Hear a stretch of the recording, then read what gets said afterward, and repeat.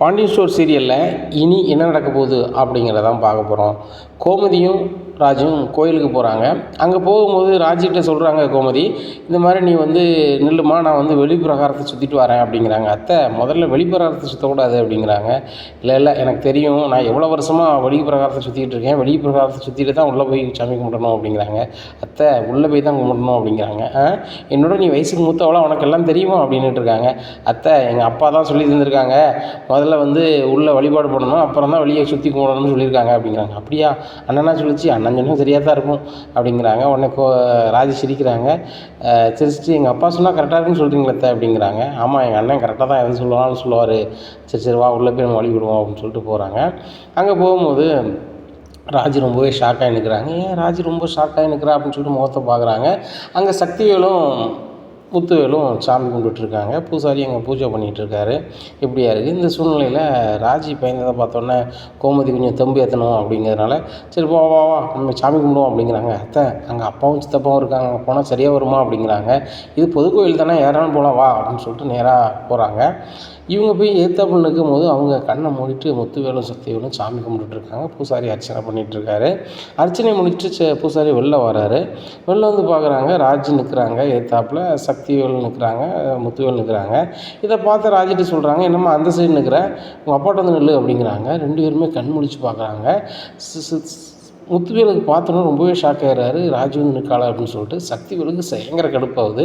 இந்த சூழ்நிலையில் பூசாரி சொல்கிறாரு, என்னம்மா அப்பாக்கிட்ட வாமா, நான் தான் சொல்கிறேன்ல அப்படிங்கிறாங்க. உடனே சக்திவேலுக்கு சரியான கோவம் வருது. யார் அப்பா அப்படிங்கிறாங்க. உடனே முத்துவேல் சொல்கிறாங்க பூசாரிகிட்ட, யாருக்குன்னா அப்பா இல்லை சாமி அப்படிங்கிறாங்க. என்ன இப்படி சொல்கிறீங்க, அது உங்கள் மகதானே, எத்தனை வாட்டி நீங்கள் கோயிலுக்கு வந்திருக்கீங்க, எனக்கு தெரியாதா, நான் உள்ளூரில் உள்ள பூசாரி தானே அப்படி இப்படின்னு இருக்காங்க. நீங்கள் பூசாரியாக இருக்கலாம், நான் உங்களுக்கு தெரியாது அப்படி இப்படின்னு இருக்காங்க. உடனே இல்லை இது உங்கள் பொண்ணு தான், எனக்கு நல்லாவே தெரியுமே, நான் எத்தனை வாட்டி அர்ச்சனை பண்ணியிருக்கேன் அப்படி இப்படின்னு சொல்லிகிட்டு இருக்காங்க. உடனே சக்திவேல் சொல்கிறாங்க, சாமி இங்கே பாருங்கள், இது யாரோ ஒரு அனாதை கழுதை, எங்கள் பிள்ளை இல்லை, நாங்கள் ஒரு தெருநாயை தூக்கி வளர்த்தோம், தெருநாய் தெருவுக்கே போயிடுச்சு அப்படி இப்படிங்கிறாங்க. இங்கே ராஜி ரொம்பவே ஒரு மாதிரி ஆயிடுறாங்க. ராஜி அழுத பார்த்தோன்னா கோமதியால் தாங்க முடியல. யோ, என்னையா பேசிகிட்டு இருக்க அப்படிங்கிறாங்க. யோ அப்படிங்கிறாங்க, உனக்கெல்லாம் என்னையா மரியாதை, ஒரு கோயிலில் எப்படி வச்சு பேசணும்னு தெரியல, என் வீட்டு மருமகள் நீங்கள் எப்படி பேசலாம் வைக்கலாம் அப்படின்னு கேட்குறாங்க. உன் வீட்டு மருமகளா, அது ஒரு வீடு, அது ஒரு மருமக உனக்கு அப்படி இப்படின்னுட்டு இருக்காங்க. உடனே முத்துவேல் சொல்கிறாங்க சக்திவேல்கிட்ட, கிளம்பலாம் அப்படிங்கிறாங்க. உடனே 2 பேரும் கிளம்புறாங்க. எங்கே கிளம்புறீங்க, என் மருமகளை ஒரு மாதிரி பேசினா மரியாதையாக பேசுங்க அப்படி இப்படின்னுட்டு இருக்காங்க. உடனே மரியாதையை என்ன பேசணும், நீ அசிங்கப்படுத்திட்டு போன, அடுத்தாப்புல பின்னாடி இருக்க இன்னொரு ஓடுகாலி அது அசிங்கப்படுத்திட்டு போயிட்டு அப்படி இப்படின்னு சொல்லிட்டு இருக்காரு சக்திவேல். அப்போ கோமதி சொல்கிறாங்க, யாருக்கு பிடிச்சமான வாழ்க்கையை எது தேர்ந்தெடுக்கணும்னு அவங்களுக்கு தெரியும், நீ சொல்லணும்னு அவசியம் இல்லை, உனக்கு பிடிச்ச பொண்ணு தானே நீ கட்டின, மாமன் பொண்ணாக இருக்கலாம் அண்ணி, ஆனால் உனக்கு வேணும் தானே கட்டினேன், ஆனால் நாங்கள் கட்டினா அது ஒரு தப்பா அப்படிங்கிறாங்க. ஏய், நானும் நீனு ஒன்றா அப்படின்னுட்டு இருக்காங்க. உடனே முத்துவேல் சொல்கிறாங்க, கண்ட ஆள்கிட்ட நம்ம எதுக்கு பேசிகிட்டு இருக்கணும் அப்படிங்கிறாங்க. உடனே ராஜி ரொம்பவே அழ ஆரம்பிச்சிடுறாங்க. ராஜி அழ கோமதிக்கு சரியான கோவம் வருது. யார் கண்ட ஆள், கோயில் உங்கள் குடும்ப சொத்தா அப்படிங்கிறாங்க. உடனே யார் வரணும், கோயிலுக்கு வரணும் வரக்கூடாதுங்கிறது தெரியாமல் போச்சுனே, நம்ம தான் இவங்க வர்ற இடத்துக்கு நம்ம தான் வந்துட்டோம்னே அப்படி இப்படின்ட்டு இருக்காங்க. ராஜி, நீலாம் கவலைப்பட்டுட்டு இருக்காதா அப்படின்னு சொல்கிறாங்க கோமதி. இல்லைத்த, நான் பண்ணது தப்பு தான், அதான் அப்பாவும் சித்தப்பாவும் என்னை மனசை கஷ்டப்படுத்தி பார்க்காங்க அப்படிங்க. யாருக்கு கிடையாது அப்பா, யாருக்கு உனக்கு சித்தப்பா அப்படிங்கிறாரு சக்திவேல் ராஜிக்கிட்ட. ராஜி கூட கொஞ்சம் அழுகிறாங்க. ராஜி அழ இங்கே கோமதியால் தாங்கவே முடியல. இங்கே பாருங்கள் சக்திவேல், மரியாதையாக பேசுங்க என் மருமகிட்ட அப்படிங்கிறாங்க. என்ன பேரை சொல்லி கூப்பிட்ற அப்படிங்கிறாங்க. உனக்கெல்லாம் என்னடா மரியாதை, நானும் அண்ணன்னு பார்த்துட்டே இருக்கேன், நீ ரொம்ப ஓவராக பண்ணிகிட்டு இருக்கேன், உங்கள் அண்ணன் மகதான், அண்ணன் முத்துவேல் ஏதாவது பேசுகிறாடா, நீ என்னமோ பெருசாக பேசுகிற, ஏடா உடன்னு பேசுகிற, உனக்கு அண்ணன் கிடையாதோ அப்படிங்கிறாங்க. இங்கே பாருங்கள், மரியாதையாக பேசுங்க, என் மருமக மனசை கஷ்டப்படுத்துறதுக்கு உங்களுக்கு யாருக்கு உரிமை கிடையாது, சரியா, அவளுக்கு பிடிச்சமான வாழ்க்கையை என் பையனை நான் கட்டி வச்சுருக்கேன், நீ கட்டி வச்சியா அப்படி இல்லை, அவளுக்கு பிடிச்சிருக்கு, என் பையனை கட்டியிருக்கான், நல்லா இருக்காங்க அப்படிங்கிறாங்க. உன் பையனை போய் தெரியாது, உன் பையன் நகைக்கு ஆசைப்பட்டு தானே எங்கள் அண்ணன் மேலே கூப்பிட்டு போனான் அப்படி இப்படின்னுட்டு இருக்காங்க. யாருக்கே வேணும் உன் நகை அப்படி இப்படின்னுட்டு இருக்காங்க. நீ அந்த நேரத்தில் அசிங்கப்படுத்திட்டு போன, நான் என்னத்த நகையை அசிங்கப்படுத்திட்டு போனேன்? நான் பாண்டியனை கட்டி வைங்கன்னு சொன்னேன், பிடிச்சிருக்குன்னு சொன்னேன். நீங்கள் தான் வந்து நாங்கள் பெரிய பணக்காரங்க, எங்ககிட்ட கடையில் வேலை பார்க்குறவங்க நான் எதுக்கு கட்டி கொடுக்கணும் வைக்கணும்னு சொன்னீங்க. எங்கள் 2 பேருக்கும் பிடிச்சிருந்துச்சி, கல்யாணம் பண்ணோம். ஒத்த ஃபோனோட போகல, சரியா? ஏதோ சந்தர்ப்ப சூழ்நிலையில் ராஜியும் கதிரபடி பண்ணிட்டாங்க. அவங்க நகையும் இதையும் வாங்கிக்கோங்க இங்கே அப்படிங்கிறாங்க. உன் பரம்பரையாலேயே அந்த நகையை தர முடியாது அப்படின்னு பேசுகிறாரு சக்திவேல். ஏன் தர முடியாது? என் பையன் கதிர் நினச்சாம்னா ஒரு வருஷத்தை தந்துடுவான் அப்படிங்கிறாங்க. கதிரா எங்கே அந்த வீடோட வந்து சாப்பாடை டெலிவரி பண்ணி அவன் வந்து இத்தனை பொண்ணு நகையை வந்து எங்கள் அண்ணன்கிட்ட திருப்பி கொண்டு கொடுத்துருவானே, இதை நாங்கள் நம்பணும் அப்படிங்கிறாங்க. வேண்டாம் பாரு, என் பையன் என்ன பண்ணுறான் பாரு அப்படிங்கிறாங்க. கிழிச்சான் அவனே ஒரு நம்பர் அயோக்கிய பையன். அந்த அயோக்கிய பையன் நம்பி இவா போயிருக்கா, இவ ஒரு ஊதாரி. 2 பேரும் கெட்டு எனக்கு ஒன்றத்துக்காம தான் போகிறாங்க பாரு அப்படி இப்படின்னுட்டு இருக்காங்க. நான் மறுபடியும் சொல்கிறேன், என் மருமகளையும் என் மகனையும் பேசிகிட்டு இருந்தால் நல்லாவே இருக்காது அப்படின்னுட்டு இருக்காங்க. உடனே முத்துவேல் சொல்லிட்டாரு, டேய் இவ்வளோ நேரம் அவங்க நின்று பேசணுமாடா, கிளம்புடா அப்படிங்கிறாங்க. உடனே ஒழுங்கு மரியாதையே பேருங்கள்ல அவ்வளோதான் அப்படிங்கிறாங்க. என்ன செஞ்சிருவ அப்படிங்கிறாரு. உடனே முத்துவேல் சொல்கிறாரு சக்திவேல்கிட்ட, கிளம்பலாம் போ அப்படின்னு சொல்லிட்டு நேராக காரில் ஏறி கிளம்பிடுறாங்க. இந்த ராஜ் அப்படி கோயில் வாசலில் உட்காந்து ரொம்பவே அழுதுட்டு இருக்காங்க. உடனே இதை பார்த்த கோமதி, ஏம்மா நீ அழுற அப்படிங்கிறாங்க. இல்லை எப்படி பேசுகிறாங்க பாருங்கள், என்னால் வந்து உங்கள் பையனுக்கும் உங்களுக்கும் ரொம்ப கஷ்டம் அப்படின்னு சொல்லிட்டு அழுகிறாங்க. நான் பண்ண தப்புக்கு நீங்கள் என்னத்தாச்சும் பண்ணுவீங்க அப்படி அப்படிங்கிறாங்க. நீ என்னம்மா தப்பு பண்ண?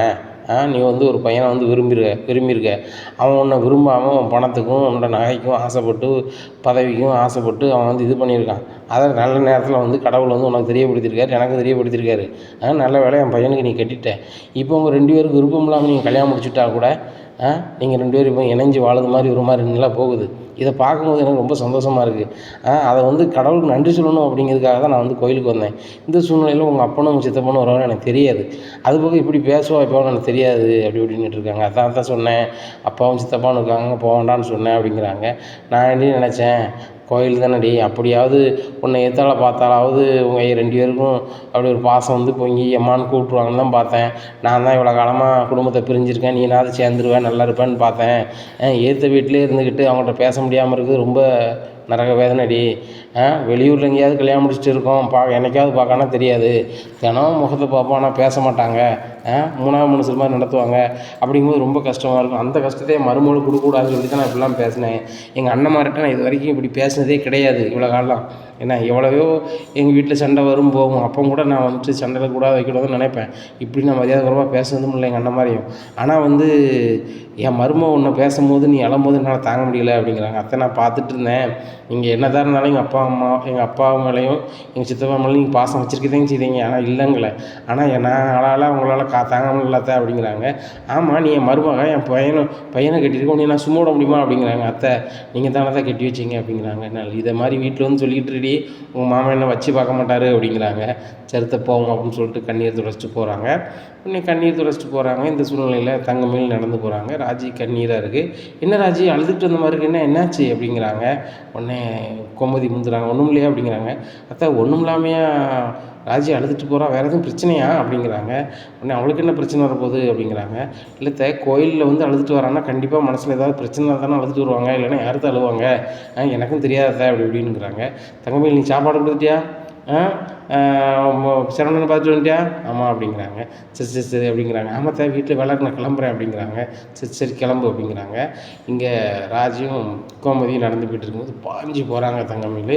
இதை பார்த்தா கோமதி ராஜி எப்படியாவது சிரிக்க வைக்கணும் அப்படின்னு சொல்லிட்டு, பத்தியா ராஜி அவளுக்கு வந்து எல்லாரையும் காக்கா பிடிக்கணும்னு சொல்லிட்டு இப்படி அழைதா பற்றியா அப்படிங்கிறாங்க. அவளுக்குலாம் கால்கை வலிக்காதா அப்படிங்கிறாங்க. அத்தை அவங்களுக்கு கால்கை வலிக்காது, அவங்க பயங்கர பயிற்சி எடுத்துருப்பாங்க போல் அப்படிங்கிறாங்க. அதனால் ராஜியும் சிரிச்சிடுறாங்க. சிரித்து பார்த்தோன்னே இப்போ நம்பி சந்தோஷமாக இருக்குது மனசுக்கு. நானும் உங்கள் அப்பாவும் உங்கள் சித்தப்பாவும் பேசணுன்னே நீ மனசுன்னு வந்து உட்காந்துருவ, வீட்டில் போய் நீ வசமாக மாட்டிப்ப, யாராவது ஏதாவது கேட்குறது மாதிரி ஆயிருமோன்னு நினச்சேன்.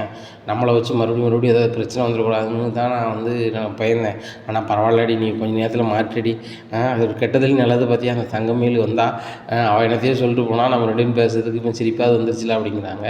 சரித்த விடுங்க, இது நடக்கக்கூடிய விஷயம் தானே அப்படிங்கிறாங்க. ஆமாடி, நம்மளை மாதிரி இருந்துடக்கூடாது, நீ அப்படிங்கிறாங்க. என்னது நம்மள மாதிரி இருக்கக்கூடாது அப்படிங்கிறாங்க. இல்லடி நான் கல்யாணம் முடிச்சு இவ்வளோ நாளாக வந்து பேச்சு காலம் இல்லாமல் போச்சு. ஆனால் வந்துட்டு நீ அப்படியே இருக்கக்கூடாது. சீக்கிரம் உனக்கும் கதிருக்கும் ஒரு குழந்த பிறக்கணும். அந்த குழந்தை பிறக்கிறது மூலமாக 2 குடும்பம் ஒன்று சேரணும்டி அப்படிங்கிறாங்க. உடனே ராஜி ரொம்ப வெட்கப்படுறாங்க. என்ன ராஜி வெட்கப்படுற? நான் சொல்கிறது வெட்கப்படுறதுக்காக சொல்லலை, உண்மையை தான் சொல்கிறேன். நான் வந்து அதை செய்யலை, ஆனால் நீ அதை செஞ்சே ஆகணும் அப்படிங்கிறாங்க. என்னத்த அப்படிங்கிறாங்க. இல்லை சீக்கிரம் நீனும் கதிரும் குழந்தைய பெற்றுக்கணும். அந்த குழந்தை வந்து விளையாடுற விளையாட்டை பார்த்துட்டு உங்கள் அப்பாவும் உங்கள் அம்மாவும் உங்கள் சித்தப்பனும் உங்கள் அண்ணனும் எங்கள் அம்மாவும் உங்கள் அம்மாமார் 2 பேரும் நேராக நம்ம வீட்டுக்கு வந்துடணும். அந்தளவுக்கு நீ பண்ணணும் அப்படிங்கிறாங்க. அத்தை அதெல்லாம் நடக்குது மாதிரி தெரிலத்த அப்படிங்கிறாங்க. நீ தாண்டி பண்ணணும். என் பையன் ரொம்ப பிடிவாதக்காரன். அவனையும் நீ கொஞ்சம் மாற்றிட்ட, இன்னும் கொஞ்சம் மாற்றினேன்னா நல்லாயிருக்கும். தரையில் படுத்த நீ பெட்டில் தூங்குற அளவுக்கு ஆயிடுச்சு. உனக்கெல்லாம் வேண்டியதெல்லாம் அவன் செய்கிறான், உனக்காகவே உழைக்க போகிறான். இப்பேற்பட்டவனை வந்து நீ கண்டிப்பாக மாற்ற முடியும். சீக்கிரம் உங்களுக்கு ஒரு குழந்தைய ஆயிடுச்சுன்னு வச்சுக்கோயேன், அந்த குழந்தைய பார்க்கறதுக்கு அவங்க ரொம்ப ஆசைப்படுவாங்க. நீனும் வாசல் தூக்கி கொஞ்சிக்கிட்டு இருந்தேன்னு வச்சுக்கோயேன், அந்த குழந்தைய பார்க்கணும் வைக்கணும்னு நினைப்பாங்க. அப்படியே நம்ம குடும்பம் சேர்ந்துருண்டி சீக்கிரம் செய்டி அப்படிங்கிறாங்க. அத்தை அப்போ தான் உங்களுக்கு எத்தனை குழந்தை உங்களுக்கு அப்படிங்கிறாங்க. என்னடி இப்போ எப்படி கேட்குற அப்படிங்கிறாங்க. இல்லைத்த உங்களுக்கும் நிறைய குழந்தை தானே, நீங்களும் கொஞ்சம் அப்பாட்டையும் எங்கள் சித்தப்பாட்டையும் பேசியிருக்கலாம்ல, பாட்டிகிட்டையும் பேசியிருக்கலாம், எங்கள் அம்மாட்டையும் பேசியிருக்கலாம்ல அப்படிங்கிறாங்க. உங்கள் அம்மா அப்பத்துலேருந்தே பேசுவோம், உங்கள் சித்தியும் பேசுவாங்க, பாட்டியும் பேசுவாங்க. நான் கல்யாணம் முடித்த புதுசுலேயே பழனி இங்கே வந்து இருந்துட்டான், அவன் கைப்பிள்ளை மாதிரி இங்கே வந்துட்டான். அன்னையிலேருந்து இன்றைக்கி வரைக்கும் என் பிள்ளை மாதிரி தான் இருக்கான் பழனியும். ஆனால் வந்து என் குழந்தையெல்லாம் பார்க்க தான் செய்வாங்க, ஆனால் அவங்க மாறவே இல்லை அப்படிங்கிறாங்க. அத்தை உங்கள் குழந்தைய பார்த்தே மாறலை, என் குழந்தைய பார்த்தா மட்டும் மாறிடுவாங்களா அப்படிங்கிறாங்க. அது அப்படி இல்லை, அவங்களுக்கு வந்து என் பசங்க வந்து மருமக்கமாக இருக்குது, சரியா, எங்கள் அண்ணம்மா இருக்குது. ஆனால் நீ பெக்கிற குழந்தை வந்து அப்படி இல்லை அப்படிங்கிற. அத்தை என்னத்தை சொல்கிறீங்க, குழப்புறீங்க அப்படிங்கிறாங்க. உண்மையை தான் சொல்கிறேன். நீ பெக்கிற பிள்ளை வந்து என்ன ஆகும்னாக்கா பேரனாயிரும், சரியா. பேரனை பார்க்கும்போது ரொம்ப சந்தோஷமாக இருக்கும். ஏய் கிழவான்னு கூப்பிட்றதுக்கும் அதுக்கு அதிகாரம் இருக்குது. அவங்களே பேசாட்டிலும் உன் பையன் எங்கள் வாசல் நின்றுக்கிட்டு ஏய் கிழவா இங்கே வா, வெள்ளச்சட்டையை போட்டுட்டு சுற்றுதியா அப்படின்னு கேட்டான்னு வச்சுக்கோ, உன் மகன் ஆட்டோமேட்டிக்காக உங்கள் அப்பா 2 பேரும் சரண்டர் ஆயிடணும்வா. அது போக என் வீட்டுக்காரர் என்னத்தையும் பேசுவேன், கிழவா நீனும் சும்மா கிடக்கலவா அப்படின்னு சொல்லிட்டு போய்கிட்டே இருப்பான். நம்ம குடும்பம் ஒன்று சேர்ந்துருண்டி அப்படிங்கிறாங்க. உடனே அத்தை இதெல்லாம் நடக்குமா அத்தை அப்படிங்கிறாங்க. நீனும் கதிரன்னு நினச்சா நடக்கும் அப்படிங்கிறாங்க. அத்தை வீட்டு பக்கத்தில் வந்துருச்சு அப்படிங்கிறாங்க. ஆமாம் பேசினதிலே வந்துட்டோம், கோயில் நடந்த விஷயம் யாருக்கு தெரிய வேண்டாம் அப்படிங்கிறாங்க. அத்தை நான் அழுது தங்கமயில் பார்த்துட்டாங்களா அப்படிங்கிறாங்க. லூஸ் மாதிரி ஏதாவது உழம்பிட்டு இருப்பா, நம்மளும் நம்ம மீனாவும் இருக்கோம்ல, கலாச்சிக்கிட்டோம், ஒன்றும் பிரச்சனை இல்லை அப்படிங்கிறாங்க. அத்தை நீங்கள் உண்மையிலே யூத் ஆகிட்டங்க அத்தை அப்படிங்கிறாங்க. அது என்னமோ உண்மை தான், அரசு இந்த அளவுக்கு க்ளோஸாக பேச மாட்டான், ஆனால் நீங்கள் 2 மருமகமாரும் என்கிட்ட ரொம்ப அன்பாக இருக்கீங்க, அதுபோக ஃப்ரெண்ட்லியாக எல்லாத்தையுமே சொல்கிறீங்க. ஆனால் அந்த தங்கமயில் தாண்டி பண்ணுறது ஒன்றுமே புரிய மாட்டுக்கு வைக்க மாட்டுக்கு அப்படிங்கிறாங்க. அத்தை நான் தான் சொன்னேனே, தங்கமயில் இப்படியே வச்சு பார்க்காதீங்க, அது தலைக்கு மேலே ஏறி ஆடுவாங்க. அதுக்கப்புறம் பாருங்கள் இந்த வீட்டில் மாமியாருங்க இந்த பவரே பிடுங்கி எரிஞ்சிருவாங்க, அதுக்கப்புறம் நீங்களும் எங்களை மாதிரி ஆயிடுவீங்க அப்படிங்கிறாங்க. என்னடி நீங்கள் என்ன நிலையடி குறைஞ்சி போயிருக்கீங்க அப்படிங்கிறாங்க. அத்தை வீட்டு வாசல் வந்துருச்சு அப்படிங்கிறாங்க. வீட்டு வாசல் வந்தானே, வீட்டில் தான் யாரும் இல்லையா, நான் தானே மாமியார். தங்கமேலா மாமியார், உங்கள் மாமா தான் கடையை விட்டுன்னு வரலையே அப்படிங்கிறாங்க. அத்தை வந்துட்டாங்கன்னா மாமா திடீர்னு வந்துட்டாங்கன்னா என்ன செய்வீங்க அப்படிங்கிறாங்க. என்ன பேசிக்கிட்டு இருக்கேன் மருமகிட்ட வாசல் உண்டு அதில் என்ன அப்படின்னு சொல்லி தானே கேட்பேன் அப்படிங்கிறாங்க. அத்தை திரும்பி பாருங்கள் மாமான்ட்டாங்க எங்க அப்படிங்கிறாங்க. அத்தை மாமா வந்துட்டாங்கன்னு சொன்னாலே நீங்கள் அரளுதீங்க, இப்போ என்னென்னா மாமா தான் என்னென்னு மாதிரி பேசுகிறீங்க அப்படிங்கிறாங்க. இல்லை ராஜி நான் அப்படி சொல்லலை, அவங்க மாமா வந்தால் எனக்கு வந்து திரும்பி பார்த்தேன், ஆனால் பயம்லாம் இல்லை அப்படின்னு சமாளிக்கிறாங்க. உடனே மீனாவும் வேலைக்கு போய்ட்டு வந்துடுறாங்க.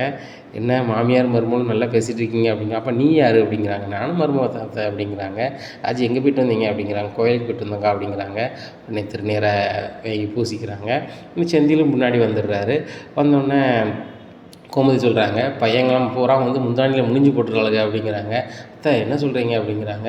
உடனே இல்லை நீ வந்த பின்னாடி செந்திலும் வந்துட்டானே அதான் கேட்டேன் அப்படிங்கிறாங்க. அத்தை அவர் என் பின்னாடிலாம் வரலை, ஏதாவது டெலிவரி பண்ண வந்துருப்பார் பக்கத்தில், அப்படியே வீட்டுக்கு வராரு அப்படிங்கிறாங்க. என்னடா மீனா பின்னாடி வந்துட்டேன் அப்படின்னு கேட்குறாங்க கோமதி செந்தில்கிட்ட. உடனே நான் பின்னாடி வரலாமா, அங்கே ஒரு டெலிவரி பண்ண வந்தேன், அதான் வந்தேன், நான் ஏன் பின்னாடி வர போகிறேன் அப்படிங்கிறாங்க. சொல்லலாத்த உங்கள் பையன் என் பின்னாடிலாம் வரமாட்டார், உங்கள் வீட்டுக்கார் வந்து பொரிக்கடலை புண்ணாக்கு புடலங்காலாம் கொடுத்து விடுவார்ல, அதெல்லாம் கொண்டுக்கிட்டே தான் போவார் அப்படிங்கிறாங்க. என் பையனை ரொம்ப நீ கிண்டல் பண்ணுதடி அப்படின்னு பேசிக்கிட்டு இருக்காங்க. இந்த சூழ்நிலையில் சக்திவேல் பார்க்குறாங்க இவங்க எல்லாத்தையும். வீட்டில் உட்காந்து கூட பேசுறதுக்கு இடம் இல்லாமல் அந்த நாய்கள் வந்து எப்படி பேசிகிட்டு இருக்கு பாருங்க வழியில் அப்படின்னு சொல்லிட்டு இது பண்ணிகிட்டு இருக்காங்க. உடனே சக்திவேல் சொல்கிறாங்க, ஒரு ரோடுனா 1000 பேர் நிற்பாங்க, அதெல்லாம் நம்ம பார்த்துட்டு இருக்க முடியுமா? நம்மளுக்கு 1000 வேலை இருக்குது அப்படிங்கிறாங்க. உடனே புல்லட்டில் கிளம்பி போகிறாங்க. இதை பார்த்தா கோமதி சொல்கிறாங்க, ஆமாம் வேலை இருக்குது இவங்களுக்கு. சும்மா அங்கே போய் கடையில் உட்காந்துருப்பாங்க, அங்கே வேலைக்கு ஆள் வச்சுருக்காங்க, அங்கே சும்மா ஃபேன் காற்றுல உட்காந்துட்டு வரதுக்கு பெரிய வேலை இருக்குது அப்படிங்கிறாங்க. அத்தை வாங்க நம்ம வீட்டுக்குள்ளே போவோம் அப்படின்னு சொல்லிட்டு போகிறாங்க. என்னத்தை ரொம்ப கொடூரமாக இருக்குது எதிர் வீட்டில் அப்படின்னு கேட்குறாங்க மீனா. உடனே சொல்கிறாங்க, அதை ஏன் கேட்க, கோயிலில் இப்படிலாம் ஆயிடுச்சு அப்படிங்க. என்னத்தை சொல்கிறீங்க அப்படிங்கிறாங்க. உடனே ஆமாம் இப்படி ஆயிடுச்சு, நானும் சும்மா விடலை, வெளுத்து வாங்கிட்டோம்ல அப்படிங்கிறாங்க. உடனே அத்தை எனக்கு தெரியும், நீங்களும் லேசுப்பட்ட ஆள் கிடையாது அப்படின்னு சொல்லிட்டு அப்படிங்கிறாங்க. உடனே ராஜி சொல்கிறாங்க, ஆமாக்கா நானும் சரி அத்தை வந்து பம்மு வாங்கணும்னு பார்த்தேன், எங்கள் அப்பாவையும் எங்கள் சித்தப்பாவையும் லெஃப்ட் அண்ட் ரைட்டு வாங்குறாங்க அப்படிங்கிறாங்க. நம்ம அத்தையா இங்கே புழு பூச்சாக இருப்பீங்களே அத்தை அப்படிங்கிறாங்க. நானடி புழு பூச்சி, அதே வீட்டில் தானே நானும் பிறந்தேன், அவங்களுக்குள்ள வீம்பு தானே எனக்கு இருக்கும், அவன் 10 மாதம்னா நானும் 10 மாதம் தானே அப்படிங்கிறாங்க. அத்தை இதே பேச்சை நீங்கள் அங்கிள் வந்தோன்னே பேசுனீங்கன்னா ரொம்ப சூப்பராக இருக்கும் அத்தை அப்படிங்கிறாங்க. என் புருஷன்ட்டு எப்படி பேச முடியும் அப்படிங்கிறாங்க. அத்தை இங்கே மட்டும் பம்புறீங்க, அங்கே மட்டும் பேசுகிறீங்க அப்படிங்கிறாங்க.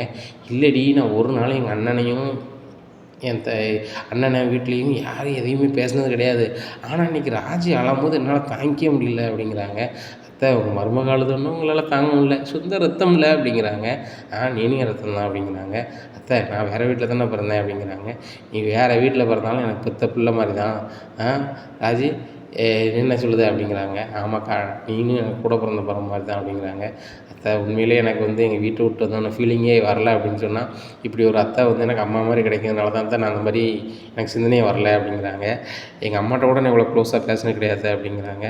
இல்லை எனக்கு மருமகளை வந்து மகளாக தான் வைக்கணும்னு நினச்சேன், அண்ணன் நீங்கள் 2 பேரும் மகளாக வந்து சேர்ந்துருக்கீங்க அப்படிங்கிறாங்க. அத்தை அப்போ தங்கமயில் அப்படின்னு கேட்குறாங்க ராஜி. அவளை பற்றிலாம் பேசாதம்மா, அவளை பார்த்தாலாம் ரொம்ப பீதியாக இருக்குது, அவள் எதை தான் பண்ணுதானே தெரில, எல்லாம் பகிருங்க, டவாருங்க, கிச்சனில் வந்து வரக்கூடாதுங்க, எல்லா வேலையும் நான் தான் செய்யணுங்க, கணக்கு வழக்கெல்லாம் வந்து ஓடியில் தலையிடுதா, எங்கே கொண்டு தான் நிற்க போதோ அது தான் நிற்க போதோ தெரியல. சரவணனும் முன்னாடி வேலைக்கு போனானா, நான் வேலைக்கு போயிட்டு வரேன், வேலைக்கு போயிட்டு வரேன்னு சொல்லிட்டு போவான். இப்போ அந்த பையலும் ஒரு பேச்சும் பேசுறதும் இல்லை, வைக்கிறதும் இல்லை, நானாக தான் கூப்பிட்டு பேச வேண்டியிருக்கு. அப்படி ஆயிடுச்சு. போகிற போக பார்த்தா கதிரும் அப்படி ஆயிடுவான் போல், செந்திலும் அப்படி ஆயிடுவான் போல் அப்படிங்கிறாங்க. அத்தை என்னத்தை பேசிகிட்டு இருக்கீங்க, உங்கள்கிட்ட தான் கதிர் பேசவே மாட்டானே அப்படிங்கிறாங்க. செந்தில் பேசுவான்ல அப்படிங்கிறாங்க. செந்தில் வந்து வேலைக்கு போகும்போது உங்கள்கிட்ட சொல்லிட்டு தானே போகிறாரு அப்படிங்க. என்னடி என் பையனை பேர் சொல்லி பேசுகிற அப்படிங்கிறாங்க. அத்தை நாங்கள் லவ் பண்ணும்போது 2 பேரும் பேர் சொல்லி தான் பேசுவோம், அவனை நீ பேர் சொல்லி கூப்பிடுவோம், நான் அவனை பேர் சொல்லி கூப்பிடுவேன் அப்படிங்கிறாங்க. ஏண்டி இப்படி தான் பேசுவீங்களா இந்த காலத்துலலாம், நாங்களாம் அந்த காலத்தில் அப்படி பேசினதே இல்லடி அப்படிங்கிறாங்க. அத்தை அந்த காலத்தில் நீங்கள் எங்கே போய் சுற்றுனீங்க, இந்த காலத்தில் பீச்சு சினிமான்னு அங்கங்கன்னு போவோம், நீங்கள் எங்கே போயிருப்பீங்க, மாமா மளிகை கடையிலே இருந்திருப்பார், நீங்கள் மளிகை கடைக்கு போயிருப்பீங்க சாமாங்க அப்படிங்கிறாங்க. எப்படி கரெக்டாக சொல்கிற பார்த்த மாதிரி அப்படிங்கிறாங்க. நீங்கள் தானத்தை சொன்னீங்க எங்கள் மளிகை கடையில் தான் என் வீட்டுக்காரர் வேலை பார்த்தாரு, மளிகை கடைக்கு போகும்போது எனக்கு பிடிச்சிருந்துச்சி, அதான் பிடிச்சிருக்குன்னு நான் தான் அவங்க மாமாட்ட சொன்னேன், பார்க்கும்போது அமைதியாக இருந்தார், கல்யாணம் முடிச்ச பிறகு தான் தெரியுது பெரிய டென்ஷன் பார்ட்டின்னு சொல்லி அப்படின்னு சொன்னீங்கள அப்படிங்கிறாங்க. ஆமாம் எல்லாத்தையும் ஞாபகம் வச்சிருக்கலாம் அப்படிங்கிறாங்க. அத்தை என்கிட்ட சொல்லவே இல்லை அப்படிங்கிறாங்க ராஜி. இல்லை நீ கல்யாணம் முடியுதுக்கு முன்னாடியே நான் மீனாட்ட சொல்லிட்டேன் அப்படிங்கிறாங்க. அத்தை அந்த கதையை பூரா சொல்லுங்கள் அப்படிங்கிறாங்க. உடனே கோமதி சொல்ல ஆரம்பிக்கிறாங்க. உடனே சொல்லுங்க அத்தை அப்படிங்கிறாங்க. இல்லை எனக்கு வந்து ஒரு 16 வயசு இருக்கும். அத்தை 16 வயசுல லவ் பண்ண ஆரம்பிச்சிட்டிங்களா அப்படிங்கிறாங்க. சொல்கிறத கேளிடி அப்படிங்கிறாங்க. உடனே சொல்லுங்க அத்தை அப்படிங்கிறாங்க ராஜி. இந்த மாதிரி 16 வயசு இருக்கும் சரியா, 16 வயசு இருக்கையில் எங்கள் வீட்டுக்கு வேலைக்கு வந்தார் என் வீட்டுக்காரர் சரியா, அப்பா அம்மா கிடையாது அப்படின்னு சொல்லிட்டு வேலைக்கு வந்தார். எங்கள் கடையில் தான் இருப்பார், சாப்பாடு எல்லாமே எங்கள் வீட்டில் தான் கொடுப்பாங்க, 3 நேரமும் எங்கள் வீட்டில் தான் சாப்பாடு. எங்கள் வீட்டில் வந்து உங்கள் பின்னாடி ஒரு ரூம் இருக்குல்ல, உங்கள் அப்பா பெட்ரூமுக்கு பின்னாடி அப்படிங்கிறாங்க. ஆமாத்த அப்படிங்க, அந்த ரூமில் தான் என் வீட்டுக்காரர் தங்கியிருப்பார். எனக்கு அதை பார்க்கும்போதே பிடிச்சிருந்துச்சி, ஆனால் அது சின்ன வயசு, நானும் ஸ்கூல் போயிட்டுருந்தேன். எத்தனை தான் நீங்கள் படிச்சிருக்கீங்க அப்படிங்கிறாங்க. ஏண்டி நானும் படிச்சிருக்கேன்டி 10 வரைக்கும் அப்படிங்கிறாங்க. அப்படியே தான் அப்படிங்கிறாங்க. ஆமாம் நான் 10 வரைக்கும் படிச்சிருக்கேன், என் வீட்டுக்காரர் தான் படிக்கலை, நான் படிச்சிருக்கேன்டி அப்படிங்கிறாங்க. இந்த சூழ்நிலையில் வந்துட்டு 10க்கு மேலே அந்த காலத்தில் படிக்க விடலை, என்ன பெரிய பிள்ளை ஆகிட்ட, இனிமேல் நீ எப்படி பஸ்ஸுக்கு படிக்க போவேன்னு சொல்லுவாங்க, இப்போம்லாம் நீங்கள் எப்படி போகிறீங்க, மீனா வந்து கார் பிடிச்சி வேலைக்கு போகிறா, நீ வந்து வண்டி பிடிச்சி காலேஜ் போகிற அப்படிங்கிறாங்க. உடனே ராஜ் சொல்கிறாங்க, அத்தை அப்போ நாங்கள் காலேஜெலாம் போகக்கூடாதா அப்படிங்கிறாங்க. காலேஜெலாம் போகலாம், அந்த நேரத்தில் இவ்வளோ படிச்சிட்டல்ல பொட்ட பிள்ளை வெளியெல்லாம் போக வேண்டாம், வெளியூருக்கு ஏன் போகணும், இப்போ சரி தம்பி படிக்கணுமா, 10 படிச்சிட்டல்ல 11 12 வெளியூரில் தானே போய் படிக்கணும், அதனால் இங்கே இருந்துட்டாங்க, அதனால் நானும் படிக்காமல் போயிட்டேன். ஆனால் வந்து நான் வீட்டிலேருந்து ஒரு நல்லது தான் இப்படி ஒரு மாப்பிள்ளை கிடச்சிருக்கல அப்படிங்கிறாங்க. உடனே மீனா சிரிக்கிறாங்க, அத்தை இப்படி ஒரு மாப்பிள்ளைக்காக தான் நீங்கள் 11 12 படிக்காமல் இருந்தீங்களா அப்படிங்கிறாங்க. ஆமாடி அதுக்காக தான் படிக்காமல் இருந்தேன்னு நினைக்கிறேன் அப்படிங்கிறாங்க. உடனே சொல்லுங்க வேலை அப்படி மேலே சொல்லுங்கள் அப்படிங்கிறாங்க ராஜு. அப்படி இருந்தேன்னா அப்புறம் அவங்க மாமா வந்து இடையில வந்து மதியம் சாப்பாடு வாங்க வருவார். நான் தான் சமைச்சு கொடுப்பேன்னா அப்போ பேசுவேன். அப்புறம் வந்து காலைல சாப்பாடு வாங்க வருவாங்களா அப்போ பேசுவேன். அப்புறம் நைட்டு சாப்பாடு வருவாங்க சாப்பிட வருவாங்களா அப்போ பேசுவேன். இப்படியே பேசி பேசி எனக்கு பிடிச்சி போச்சுடி அப்படிங்கிறாங்க.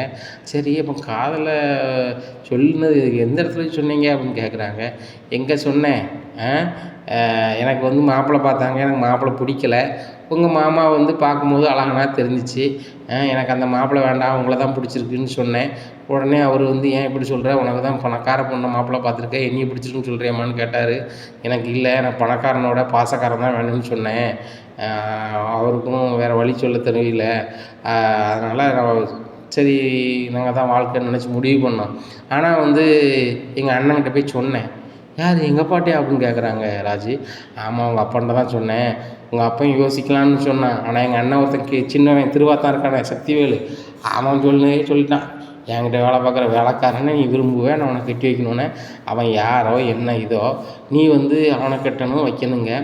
அவனுக்கு உட்கார கூட இடம் கிடையாது, நம்ம வீட்டில் ஒண்டியாக ஓரமாக உட்காந்துட்ருக்கான், நம்ம வீட்டு கடையில் வேலை பார்த்துட்டு நம்ம வீட்டில் சாப்பிட்டுக்கிட்டு இருக்கான்.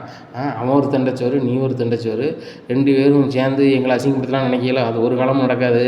நான் உனக்கு வந்து ஒரு பெரிய ஒரு பண்ணையார் வீட்டில் பொண்ணு மாப்பிள்ளை பேசி வச்சுருக்கேன், அந்த இடத்துல தான் கட்டி வைப்பேன், இல்லைன்னா வந்து நல்லா இருக்காது அப்படி இப்படின்னு இருக்காங்க. அண்ணே நான் இவர் கூட தான் வாழுவேன் அப்படி இப்படின்னு எவ்வளோ சொல்லி பார்த்தேன், உங்கள் அப்பாங்கிட்டையும் உங்கள் சித்தப்பங்கிட்டையும் அப்படிங்கிறாங்க. எங்கள் அப்பா ஒன்றும் சொல்லுன்னு சொல்கிறீங்க அப்படிங்கிறாங்க. எப்போவுமே எங்கள் முத்துவேல் அண்ணன் வந்து எப்போவுமே வந்து சாந்தமாக தான் முடிவு எடுப்பாங்க. உங்கள் சித்தப்பா தான் இருக்கான் பாரு சக்திவேலு, அவன் தான் வெறும் வழங்காதவன், கல்யாணமே முடிக்கக்கூடாது வைக்கக்கூடாது, வீட்டை விட்டு வெளியே போகக்கூடாதுன்ட்டான்.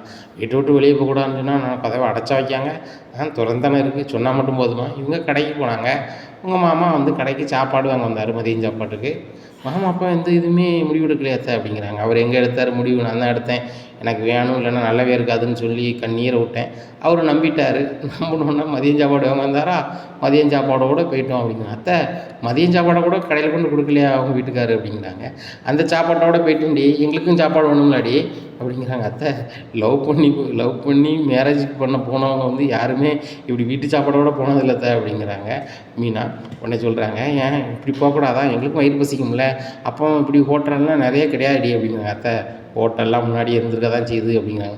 நீ சொல்லுது சரிதாண்டி, எங்ககிட்ட காசு வேணும்ல, எங்ககிட்ட காசு இல்லை, நானும் ஆர்வக்கோளாறில் போயிட்டேன், இவரும் சாப்பாடு தான் வந்திருக்காரு, காசே இல்லை. அப்போ குமரேச சித்தப்பா தான் வந்து எங்களுக்கு உதவி பண்ணார் அப்படிங்கிறாங்க. யார் நம்ம குமரேச சித்தப்பாவா அப்படிங்கிறாங்க. ஆமாம் குமரேச சித்தப்பா தான் உதவி பண்ணார், அவர் தான் எங்களுக்கு வந்து 100 ரூபா கொடுத்தாரு, அந்த 100 ரூபா காசு தான் எங்களுக்கு காசு, அந்த காசை வச்சு தான் நேராக நாங்கள் கோயிலில் போய் மாலையை வாங்கி மாற்றினோம். எங்களுக்கு கல்யாணத்துக்கு வந்து சாட்சியும் அவர் தான்.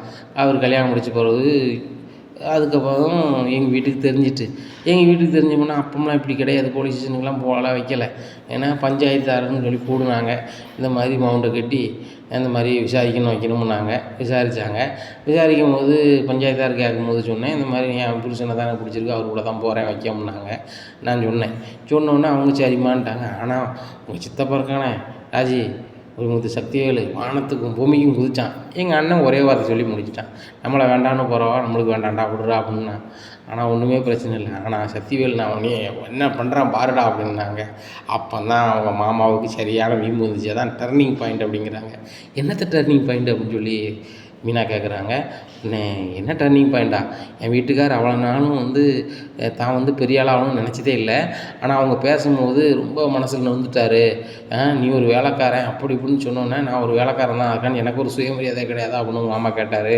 இதே ஊரில் உங்களுக்கு ஏத்தாப்புல ஒரு கடையை வச்சு பெரிய ஆள் ஆகி காட்டுதுன்னா காட்டலையான்னு சொல்லி பாருங்கள் அப்படின்னாரு. அதே மாதிரி அவங்களுக்கு ஏத்தாப்புல கடையை வச்சார், அவங்களுக்கு ஏத்தாப்புல இடத்த வாங்கினார், அவங்களுக்கு ஏத்தாப்புல உட்காந்து வீடை கட்டினார், அவங்களுக்கு ஏத்தாப்புலே வாழ்ந்துக்கிட்டு இருக்காரு, அவங்களுக்கு ஏத்தாப்புலே அத்தை அவங்களுக்கு ஏத்தாப்புலே அப்படிங்கிறாங்க. ஒன்றும் ரெடி பிள்ளையை பற்றி வளர்த்துட்டேன்டி அவ்வளோதாண்டி அப்படிங்கிறாங்க. ஓ இவ்வளவு கதை இருக்கா, ஏண்டி மீனா, நான் தான் உன்கிட்ட இது எல்லாமே சொல்லிட்டேனே அப்படிங்கிறாங்க. அத்தை, இதில் நிறைய விடுபட்ட லிஸ்ட் இருக்குது, அதை நீங்கள் என்கிட்ட சொல்லவே இல்லை. ராஜிக்கிட்ட தான் வந்து எல்லாத்தையும் ஃபுல் அண்ட் ஃபுல்லாக சொல்லியிருக்கீங்க அப்படிங்கிறாங்க. இதில் ஒரு சில ரொமான்ஸும் இருக்குது அப்படிங்கிறாங்க. என்னத்த ரொமான்ஸ் அப்படிங்கிறாங்க. இல்லை, உங்கள் மாமா இருக்கார்ல, ஆமாம் அப்படிங்கிறாங்க. கல்யாணம் நீங்கள் புதுசில் அவருக்கு ஒன்றுமே தெரியாதுடி அப்படிங்கிறாங்க. என்னத்த சொல்கிறீங்க, ஒன்றும் புரியலை, அதை புரியுது மாதிரி சொல்லுங்களேன் அப்படிங்கிறாங்க. மீனா, ராஜி வந்து சின்ன பொண்ணு, அவன் முன்னாடி வச்சுட்டு சொல்ல முடியுமா அப்படிங்கிறாங்க. அத்தை, எனக்கும் கல்யாணம் ஆயிடுச்சு, நீங்கள் தானே சொன்னீங்க சீக்கிரம் பேரனோ பேத்தியோ பெற்று கொடு, அப்படின்னா தான் வந்து பிரிஞ்ச குடும்பம் ஒன்று சேரும் அப்படின்னு நீங்கள் தானே சொன்னீங்க அப்படிங்கிறாங்க. உடனே மீனா சொல்கிறாங்க, அத்தை நீங்கள் என்கிட்ட சொல்லவே இல்லை, நானும் எங்கள் அப்பா அம்மா பிரிஞ்சு தான் இருக்கேன், சீக்கிரம் ஒரு குழந்தை பேர் மீனா, சீக்கிரம் நீனும் உங்கள் அம்மா அப்பாவோட சேர்ந்துருவேன்னு சொல்லவே இல்லை, சொந்த மருமகனொன்னு அதுக்கு சப்போர்ட் பண்ணுதீங்களா அத்தை அப்படிங்கிறாங்க. அப்படிலாம் கிடையாதுடி, ராஜி, மீனா, நீங்கள் 2 பேருமே எனக்கு மருமக தாண்டி அப்படிங்கிறாங்க. உடனே மீனா சொல்கிறாங்க, அத்தை அப்போ தங்கமயில் உங்கள் மருமக இல்லையா அப்படிங்கிறாங்க. ஏண்டி அவள் காதில் கேட்டுறாமடி அப்படிங்கிறாங்க. அத்தை அவங்க ரொம்ப பிஸியாக இருக்காங்க, கிச்சனில் நைட்டு சாப்பாடு ரெடி பண்ணிகிட்டு இருக்காங்களா அப்படிங்கிறாங்க. உடனே கோமதி சொல்கிறாங்க, அவளுக்கு கால் கை வலிக்காதாடி, எங்களுக்கு முன்னாடி கோயில் முன்னாடி விசுக்கு விசுக்குன்னு வந்தா, இப்போ நான் நைட்டு சாப்பாடு ரெடி பண்ணிக்கிட்டு இருக்கா, அவள் ரெஸ்ட் எடுப்பாலும் எடுக்க மாட்டாளா அப்படிங்கிறாங்க. அத்தை எனக்கே ரொம்ப ஆச்சரியமாக தான் இருக்குது, நானும் வேலைக்கு போயிட்டு வந்துட்டேன், நீங்களும் கோயில் குளம் அங்கன்னு போயிட்டு வந்துட்டீங்க, அவங்க காலையிலேருந்து மாலை வரைக்கும் ஒரே வேலையாக தான் இருக்குது, அவங்க வீட்டுக்காரும் ஒன்றும் சொல்ல மாட்டேக்காரு அப்படிங்கிறாங்க. உடனே கோமதி சொல்கிறாங்க, என் பையன் சரவணா வாயில்லாத போச்சு, அவனுக்கு இப்படி ஒரு பிள்ளை வந்து சேர்ந்துருக்கா, நம்ம சொன்னாலே கேட்க மாட்டேங்க, அவன் சொன்னால் எப்படி கேட்பா அப்படிங்கிறாங்க. அதுவும் சரி தான், மாமா வந்து அம்மான்னு பேசுறதுக்கே 3 நாள் ஆகும், அப்படிங்கும்போது தங்கமயிலே இந்த வேலை செய்யாதம்மா அப்படின்னு சொல்ல முடியுமா அப்படிங்கிறாங்க மீனா. உடனே ராஜி சொல்கிறாங்க, ஆமாக்கா சரவண மாமா அப்படி தான் அப்படிங்கிறாங்க. சாமாடி நம்ம பேசினதை இடையில விட்டுட்டு எங்கள் அம்மாவும் பேசுகிறீங்கள, மாமா வந்து டியூப்லைட்டாக தான் இருந்தார், டியூப்லைட்டாக இருந்தாரா அப்படிங்கிறாங்க. ஆமாடி, குழந்தை இப்போதைக்கு வேண்டாம், நம்ம பெரிய பணக்காரங்களாம் அண்ணனையும் உங்கள் குடும்பத்தையும் நம்ம வந்து பணத்தில் முந்தின பிறகு செல்வாக்கில் முந்தின பிறகு நம்ம குழந்தை பெற்றுக்கணும்னு சொன்னார், நான் தான் கேட்கல அப்படிங்கிறாங்க. அத்தை நீங்கள் அப்போவுமே சூட்டு தான் போல் அப்படிங்கிறாங்க. நான் அத்தை எப்போவுமே சூட்டு தான், இல்லைன்னா அந்த கல்யாணம் முடிஞ்சிருக்காது அப்படிங்கிறாங்க. அதுவும் சரிதான் அத்தை, சொல்லுங்கள் அப்படிங்கிறாங்க. இதை யார்ட்டும் சொல்லிதாங்கடி அப்படின்னு நாங்கள் ஏற்றத்தை சொல்ல போகிறோம் அப்படிங்கிறாங்க. 5 வருஷமாக குழந்தை இல்லாமல் இருந்தேன்டி, 5 வருஷம் குழந்தை இல்லாமல் இருந்தோம் அப்படிங்கிறாங்க. என்னத்தை சொல்கிறீங்க அப்படிங்கிறாங்க. பிறகு 5 வருஷம் குழந்தை இல்லாமல் இருந்தோம், அதுக்கப்புறம் கோயில் குளம் அங்கே எங்கேன்னு அலைஞ்சி தான் சரவணனை பெற்றோம், சரவணனை பெற்ற பிறகு எல்லோரும் வரிசையாக குழந்தை கிடச்சிருச்சு. ஆனால் வந்து ஒன்றை சொல்லணும்டி, இந்த பழனி வந்த பிறகு தாண்டி எல்லாமே எங்கள் வீட்டில் நன்மை நடந்திருக்கு அப்படிங்கிறாங்க. அத்தை கல்யாணம் முடிஞ்ச புதுசுலேயே பழனி சித்தப்பா அங்கே வந்துட்டாங்கன்னு சொன்னீங்க அப்படிங்கிறாங்க. மீனா, வந்துட்டான், ஆனால் அவனை தான் பிள்ளை மாதிரி நாங்கள் வளர்த்தோம், அவனை வளர்த்ததுனால தான் வந்து எங்களுக்கு இவ்வளோ பிள்ளைகள், அவனை மட்டும் மறக்க முடியாடி, அன்னையிலேருந்து இன்றைக்கி வரைக்கும் என் கூடயே சப்போர்ட்டாக இருந்துட்டான், எங்கள் அக்கா வந்து விரும்பி கல்யாணம் முடிச்சுட்டு அவளோட இருக்கணும்னு என் கூடயே இருந்துட்டான்ல அப்படிங்கிறாங்க. ஆமாத்த, அதுவும் பெரிய ஒரு வரம் தானே அப்படின்னு கேட்குறாங்க மீனா. ராஜி சொல்கிறாங்க, பழனி சித்தப்பாவுக்கு உங்களை தான் பிடிக்குமா அத்தை அப்படின்னு கேட்குறாங்க.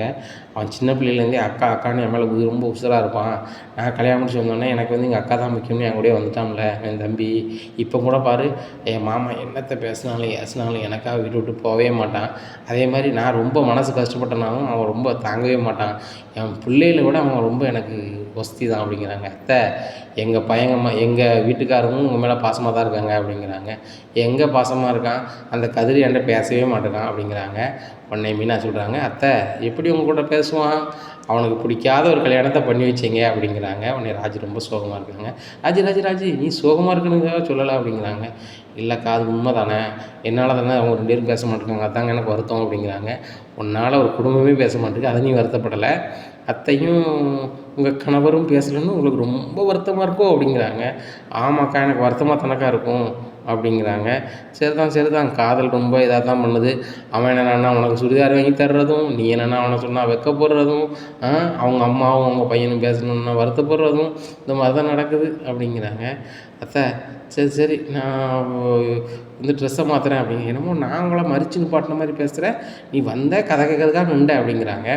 தங்கமயில் வராங்க. அத்தை உங்களுக்கு காஃபி டீ மீனா ஏதாவது உங்களுக்கு ராஜி அப்படி இப்படின்னு விட்டுருக்காங்க. உடனே மீனா சொல்கிறாங்க, இப்போ கை கால் அழைச்சிட்டு வரேன், அழைச்சிட்டு வந்தோன்னே எனக்கு ஸ்ட்ராங்காக ஒரு காஃபி ராஜி உனக்கு எது வேணுமா அப்படிங்கிறாங்க. ராஜி அவங்க அப்பாவும் அவங்க சித்தப்பாவும் நினச்சி பேசுனதை ரொம்ப மனசில் ரொம்ப ஃபீல் பண்ணுறாங்க. ஆனால் வந்து வெளியில் காட்டிக்காமல் கோமதிட்டையும் மீனாட்டையும் சிரித்து பேசிடுறாங்க. உடனே ராஜிக்கும் சேர்த்து ஸ்ட்ராங்கா அப்படிங்கிறாங்க. சரி மீனா அப்படின்னு சொல்லிட்டு போகிறாங்க. அத்தை உங்களுக்கு சொல்லலையே அப்படிங்கிறாங்க. இல்லைம்மா எனக்கெலாம் நான் ஈவினிங் குடிக்க மாட்டேன் அப்படிங்கிறாங்க. இல்லைத்த வயசாக வந்து சளிலாம் வந்து ஃபார்ம் ஆகும். அப்போ நம்ம வந்து வெந்நியாவது ஏதாவது சேர்த்துக்கிட்டே இருக்கணும். வெந்நி மாதிரி நீங்கள் கணக்கு பண்ணி நான் உங்களுக்கு வந்து இனிப்பு கம்மியாக காஃபி போட்டு தரேன் அப்படிங்கிறாங்க. எனக்கு சுகர் எதுவும் இல்லை, நல்லாவே சீனியை போடு மீனாவுக்கும் ராஜிக்கும் எப்படி போடுவியோ அந்த மாதிரி ஸ்ட்ராங்காக போடு அப்படிங்கிறாங்க. சரித்த அப்படின்னு சொல்லிட்டு போகிறாங்க. இந்த சூழ்நிலையில் மீனா வந்து பெட்ரூம் போகிறாங்க. அப்போ செந்தில் இருக்காரு. அப்போ செந்தில் கேட்காரு, நான் வந்து எவ்வளோ நேரம் ஆச்சு அம்மாட்ட கதை விட்டுக்கிட்டே இருக்கேன் அப்படிங்கிறாங்க. ஏங்க வேறு எங்கேயாவது பேசினேன், என் ஃப்ரெண்டுகிட்ட பேசிகிட்டு இருந்தேன் அப்படிங்கிறவங்க. உனக்கு ஃப்ரெண்டா அப்படிங்கிறாங்க. ஆமாம் அவங்க அம்மா எனக்கு ஃப்ரெண்டு தானே, ராஜி எனக்கு ஃப்ரெண்டு தான் அப்படிங்கிறாங்க. யார் அவங்க 2 பேருமே கெடுத்துட்டியா அப்படிங்கிறாங்க. ஏங்க அவங்க ஃப்ரெண்டுன்னா யாராவது கெடுத்துருவாங்களா? அதெல்லாம் கிடையாது, நான் வேலைக்கு போய்ட்டு வந்தேன்னு எவ்வளோ பாசமாக பேசுகிறாங்க அப்படிங்கிறாங்க. மீனா உன்னை பார்த்தோன்னே தானே டெலிவரி பண்ணணுன்னு வீட்டு பார்த்து வந்தேன் அப்படிங்கிறாங்க. நீங்கள் உங்கள் அம்மாட்ட என்ன சொன்னீங்க? வீட்டு பக்கத்தில் டெலிவரி பண்ண வந்தேன் அதனால தான் வந்தேன்னு சொன்னீங்க. இப்போ என்ன இப்படி மாற்றி பேசுகிறீங்க அப்படிங்கிறாங்க. இல்லை டெலிவரின்னு தான் பண்ண வந்தேன், உன்னை பார்த்தோன்னே இங்கே வந்தேன் அப்படிங்கிறாங்க. தெரியுங்க நீங்கள் உங்களை பற்றி அப்படிங்கிறாங்க. மீனா அன்னையிலேருந்து இன்றைக்கு வரைக்கும் அப்படி தானே, சரியா? எங்கள் அப்பா எங்கேயாவது டெலிவரி பண்ண அனுப்புவார், நான் அந்த வழியாக வரும்போது ஒன்றை பார்ப்பேன், சரியா? நீ என்ன பார்ப்ப, பேசுவோம். அப்படி தான் நடந்துச்சு. நம்ம காதலிலேருந்து கல்யாணம் வரைக்கும் அப்படி தான் நடந்திருக்கு, சரியா? நம்ம வாழ்க்கையை அப்படி தான் நடக்குது அப்படிங்கிறாங்க. எங்க எல்லாருமே ரொம்ப ஃபாஸ்ட்டாக இருக்காங்க, நம்மளும் ரொம்ப ஃபாஸ்ட்டாக இருக்கணும் அப்படிங்கிறாங்க. என்ன ஃபாஸ்ட்டாக இருக்கணும் அப்படிங்கிறாங்க. இல்லை கதிரும் ராஜியும் சீக்கிரம் குழந்த பக்கம்னு நினைக்காங்க அப்படிங்க. ஏடி இதெல்லாம் நீ சும்மி இதே மாதிரி கேட்ப அப்படிங்கிறாங்க. இல்லைங்க உங்கள் அம்மா தான் சொன்னாங்க. ஏய் என்னடி பேசுகிற அப்படிங்கிறாங்க.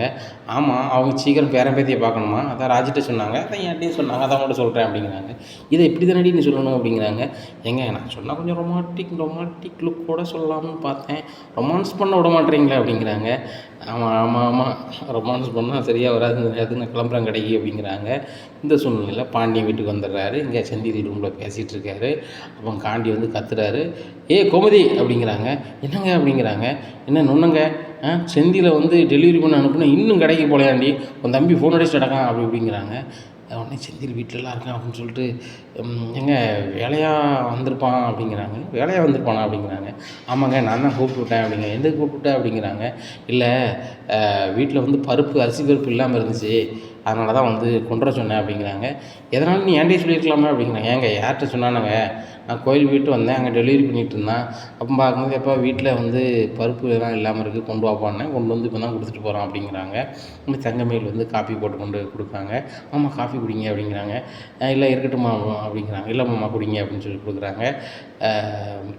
ஆனால் பருப்புலாம் யாரும் கொண்டு தரலாமாம்மா, பருப்பு கம்மியாக தான் இருக்குது, நீங்கள் வரும்போது கொண்டு வாங்க அப்படிங்கிறாங்க. இங்கே பாண்டியனுக்கு சரியான கடுப்பாயிருது. என்ன கோமதி நீ பருப்பு கொண்டு வந்தான் செந்தில், வீட்டுக்கு தேவையான பொருள்லாம் கொண்டு வந்தான்னு சொல்கிறேன், அங்கே தங்கமயில் ஒன்றும் இல்லைங்க அப்படிங்கிறாங்க. இங்கே கோமதிக்கு பயங்கர கடுப்பாயிருது தங்கமயில் மேலே. ஏம்மா அப்படி பண்ணுற அப்படின்னு சொல்லிட்டு இது பண்ணிகிட்ருக்காங்க. இதெல்லாம் கேட்டுக்கிட்டு இருக்காங்க மீனாவுக்கு பயங்கர கடுப்பாக இருக்குது. இந்த தங்கமயிலுக்கு தேவையில்லாத வேலை என்ன, ஏற்கனவே மாமா வந்து நம்ம மேலே கீறு நின்றுட்டு இருக்காரு. சென்னையில் நம்ம பாட்டில் வந்து அவர் பேச்ச கேட்காம சுற்றிட்டோம் வச்சுட்டோன்னு சொல்லிட்டு பயங்கரமாக டோஸ் விட்டுக்கிட்டு இருந்தார். இதில் வேறு அன்றைக்கி வேறு தக்காளம் பண்ணி சிரிச்சுக்கிட்டு இருந்தாங்க தங்கமயில். இப்படி இருக்கும்போது வந்து இப்போ என்னன்னா பருப்பும் கொண்டு வரல, அரிசியும் கொண்டு வரல, ஒன்றும் கொண்டு வரல அப்படின்னு சொல்லிகிட்டு இருக்காங்களா. போகிற பக்கம் பார்த்தா இவர் வீட்டுக்குள்ளே தான் இருக்காங்கன்னு சொல்லிடுவாங்களோ அப்படின்னு சொல்லிட்டு முடிக்காங்க. உடனே அந்த செந்தில் போய் இங்கே வந்து ஒன்றும் செய்யாமல் வைக்காமல் தான் இருப்பான் போலுக்கு, அதுபோக நீ கொண்டு வந்தால் வச்சேன்னு சொல்லி அவனை காப்பாற்றிட்டு இருக்க வச்சுட்டு இருக்க அப்படி இப்படின்ட்டு இருக்காங்க. உடனே தங்கமயில் சொல்கிறாங்க, மாமா நீங்கள் யார் செந்தில் தம்பியாக பேசுகிறீங்க அப்படிங்கிறாங்க. ஆமாம்மா இந்த டெலிவரி பண்ண சொல்லி அனுப்புனேன், அவனை நம்பி கடையை விட்டா சரியாக வராதுன்னு வேலைக்கு தான் ஆள் போல் அப்படி இப்படின்ட்டு இருக்காங்க. தம்பி ரூமில் தான் இருக்காங்க, மீனாட்ட பேசிகிட்டு இருக்காங்க அப்படிங்கிறாங்க. இங்கே மீனாவுக்கு சரியான கடுப்பு. இங்கே செந்தில் ரொம்பவே முடிக்கிறான். ஆகா அண்ணி மாட்டி விட்டுட்டாங்களே அப்படின்னு சொல்லிட்டு, டேய் செந்தில் இல்லைடா அப்படிங்கிறாங்க. அப்பா அப்படிங்கிறாங்க. டேய் என்னடா நினச்சிட்ருக்க, சென்னையில் கொண்ட வேலையும் நீ செய்யலை, பணத்தை வாங்கிட்டு வருவோன்னு பார்த்தேன், பணத்தையும் வாங்கிட்டு வரல, அக்கௌண்ட்டில் போட்டுருவாங்க அப்படி இப்படின்னா இப்போ வரைக்கும் போடலை, அவங்க நம்ம போட போகிறதும் இல்லை, சரியா? நீ ஒழுங்காக வேலை பார்க்க போகிறதும் இல்லை, ஒன்று செய், நீ வேறு எங்கேயாவது வேலையை தேடிக்கா, ஒரு வேலைக்கு நான் வேலைக்கு ஆளோக்கு போகிறேன் அப்படிங்கிறாங்க. என்னப்பா இப்படி பேசுகிறீங்க, எனக்கு மளிகை கடையை தவிர வேறு என்னப்பா தெரியும் அப்படிங்கிறாங்க. டேய் அதுவுமே உனக்கு ஒழுங்காக தெரியலையடா, டெலிவரி பண்ண சொல்லி நேரம் என்னாச்சு, நீ வீட்டுக்கு இருக்க. வீட்டில் பொம்பளையாள் கேட்ட பொருளையாவது தூக்கி கொண்டு நம்ம வீட்டில் ஒன்று கொடுக்கணும்ல. நம்ம மளிகை கடை வச்சா போதாது, வீட்டில் உள்ள பொம்பளைகள் தேவைக்கு என்னென்ன வேணுமோ அவ்வளோத்தையும் கொண்டு வீட்டில் கொடுக்கணும் மளிகை சாமானை. அது கொடுத்தா தான் அந்த வீடு சந்தோஷமாக இருக்கும். நம்மளாம் வந்து சந்தோஷமாக அது கண்டது வெளியே சாப்பிடணுன்னா அவங்க வந்து சமைக்கிறதுக்கு பொருட்கள் தட்டுப்பாடு இல்லாமல் இருக்கணும் அப்படிங்கிறாங்க. இல்லைப்பா யாருமே கேட்கல வைக்கல அப்படிங்கிறாங்க. யாருமே கேட்கலையா அப்படின்னு சொல்லிட்டு கோமதியை பார்க்குறாங்க. இல்லைங்க இனிமே தாங்க அவன்கிட்ட நான் சொல்லணும்னு நினச்சேன் அப்படிங்கிறாங்க. நீ என்னன்னா பொருளை கொண்டு வந்தா அண்ணன், இப்போ நான் சொல்லணுங்கிற, தங்கமயில் பொருள்லாம் இல்லைங்கிற, என்ன தான் நடக்குது இந்த வீட்டில் அப்படிங்கிறாங்க. ஆமாம் இனிமேல் வந்து மளிகை சாமான் என்னென்ன இல்லையோ நானே எழுதி வந்து வாங்கிட்டு வந்துடுறேன் மாமா அப்படிங்கிறாங்க. இல்லைப்பா நம்ம கரெக்டாக கொண்டு கொடுத்துட்றோம்ப்பா அப்படிங்கிறாங்க. நீ கரெக்டாக கொடுக்க வாய்ப்பு இல்லை, கடைக்கு நீ கடைக்கு வரணும்னு விருப்பம் இருந்தால் வா, இல்லையா இருந்துக்கா அப்படிங்கிறப்ப நான் கடைக்கு தான் போகிறேன்னு சொல்லிட்டு அவசரமாக கிளம்பி போயிடுறாரு. என் மீனாவுக்கு பயங்கர கடுப்பாக இருக்குது. அப்போ தங்கமயில் சொல்கிறாங்க, ஆமாம் அங்கே பாருங்கள் வீட்டுக்கு என்னென்ன தேவையோ நான் எல்லாமே ஒரு பேப்பரில் எழுதிடுறேன், எழுதி வச்சுட்டு நான் சமையலுக்கு உங்களுக்கு சாப்பாடெலாம் கொண்டு வரோம்ல, அப்படி கொண்டு வரையில் நான் வந்து பொருள்லாம் வாங்கிட்டு வந்துடுறேன். உங்களுக்கு எதுக்கு மாமா சிரமம், செந்தில் தம்பிகிட்ட கொடுத்து விடணும், அவர் வந்து மறந்தோ இல்லை வீட்டுக்கு வந்து உட்காந்துக்கோ ஏதோ பண்ணிட்டாருனாலும் உங்களுக்கு வேலை கெட்டு போகும், அது சரியும் வராது. அதுபோக செந்தில் தம்பி வந்து கொஞ்சம் பொறுப்பும் கம்மியாக தான் இருக்குது அப்படி இப்படின்னுட்டு இருக்காங்க.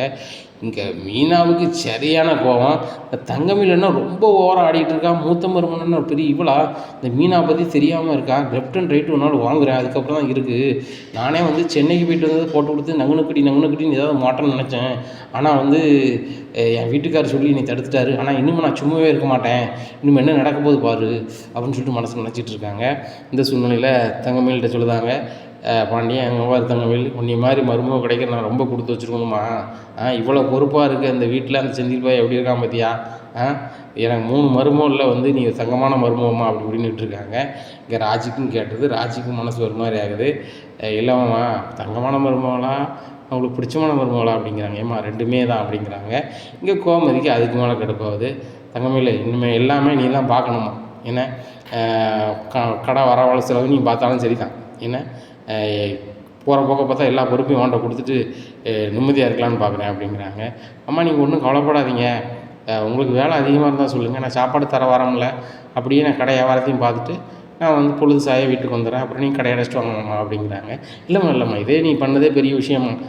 வீட்டுக்கு வேலையை போகிறோம் பார்த்துட்டு எங்களுக்கு சமையல் சாப்பாடுலாம் கொண்டு வந்து வரேன், அதுபோக வீட்டுக்கு தேவையான பொருள்லாம் எழுதி கொண்டு வராங்க, இதுக்கு மேலே யாருமா செய்வா அப்படிங்கிறாங்க.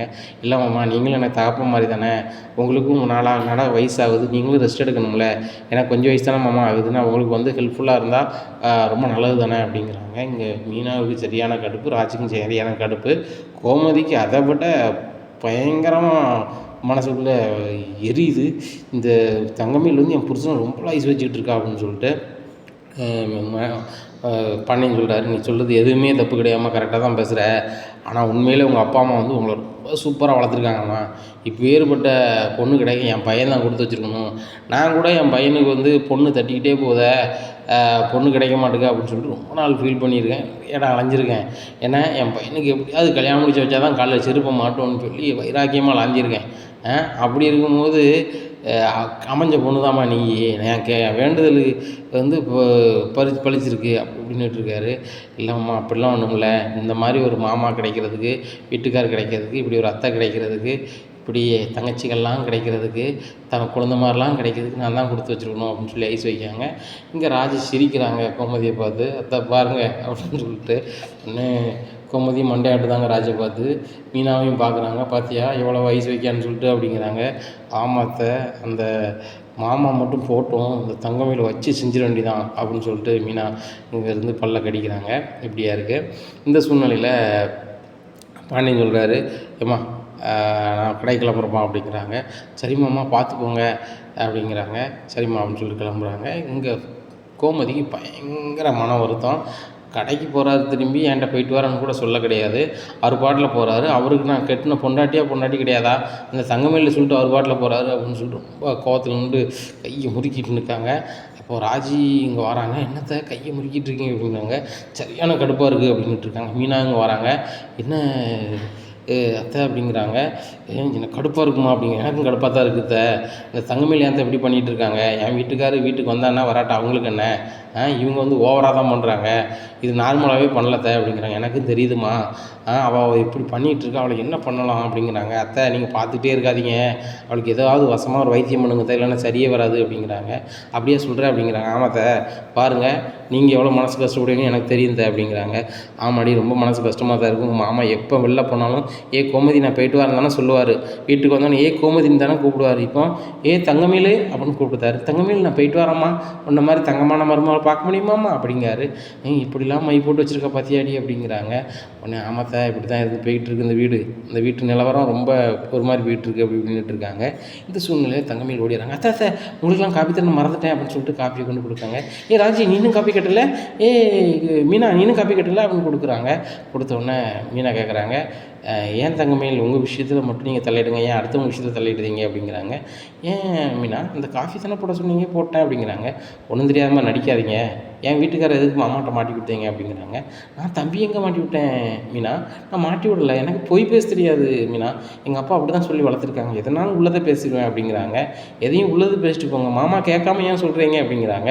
இல்லை எனக்கு முன்னாடி வந்து மாமா கேட்கும்போது நான் எப்படி சொல்லாமல் இருக்க முடியும், என்னத்தை நான் உண்மையை தானே சொல்லி ஆகணும் அப்படிங்கிறாங்க. ஆமாம்மா உண்மையை தான் சொல்லி ஆகணும், உங்கள் மாமாட்ட உண்மையை சொல்லி எனக்கும் அவருக்கும் வருத்தத்தை உண்டு பண்ணிட்டல அப்படிங்கிறாங்க. அத்தை நான் எங்கே சொன்னேன் அப்படிங்கிறாங்க. நான் செந்தியில் வந்து மளிகை சாமான் கொண்டு வரதுக்கு தான் வீட்டுக்கு வர சொன்னோன்னு சொல்லியிருக்கேன், நீ மளிகை சாமானே இல்லைன்னு சொல்கிற. அத்தை மாமா வந்து பார்த்தா நம்ம மாட்டிப்போம் அத்தை அப்படிங்கிறாங்க. உடனே மாமாவா என்னைக்கு வந்து கிச்சனில் வந்து பார்த்தாரு அப்படிங்கிறாங்க. அத்தை நான் வந்து கொஞ்ச நாள் தாச்சு, எனக்கு எப்படி தான் தெரியும் அப்படிங்கிறாங்க. நான் தான் சொல்கிறேனம்மா, நான் தான் கிச்சனை பார்த்துக்கிறேன், எல்லாமே பார்த்துக்கிறேங்க, நீ தான் வந்து இந்த வீட்டு மூத்த மருமக, நான் தான் பொறுப்பு எடுக்கணும் வைக்கணும்னு சொல்லிட்டு எல்லாம் பண்ணிகிட்ருக்கேன்.